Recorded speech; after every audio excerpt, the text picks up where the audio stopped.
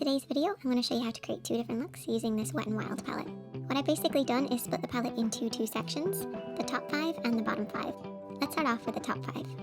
So just giving them little names, we're going to start off with shade number 2 and just apply this all over the lid from the lash line up to the brows. We're next going to take shade number 1, which is the transition shade, and blend this back and forth in the crease of the eye using a blending brush.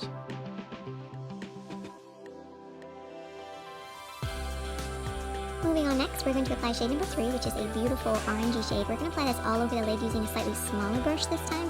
Really make sure to pack this color across the lid, but don't blend it up too far. That transition shade is always higher than this shade. And sticking with that same brush, we're then going to apply shade number 5 just on the outer edge of the eye. But very softly sweep it in to make sure it blends with shade number 3 right in the center of the lid.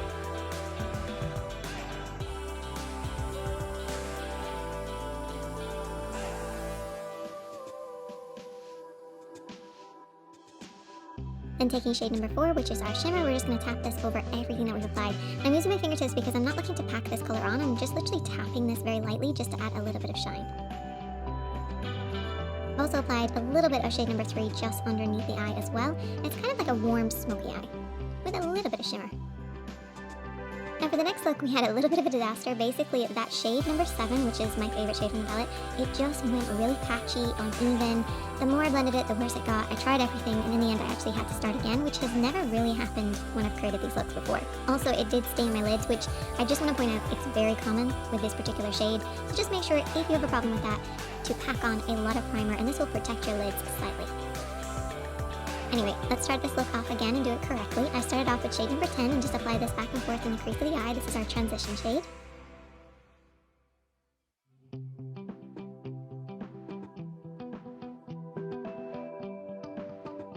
I then took shade number 9 and just applied this all over the lid. Really keep this nice and close to those lashes in particular.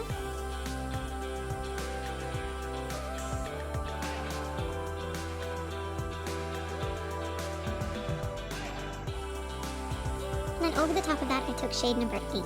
And this is a beautiful kind of shimmer. It's very close to shade number 9. It's just got like a shimmery, more purpley effect. And then I went in with shade number 7 and applied that over the top of shade number 8 and 9, which did slightly change it. What I would actually say to do is just keep applying it to kind of build it up over time. I feel like I went in with too much to begin with, and that's why it kind of disappeared. Also, it is a matte shade, so you kind of need to apply a little bit of shimmer underneath to give it something to grab hold of.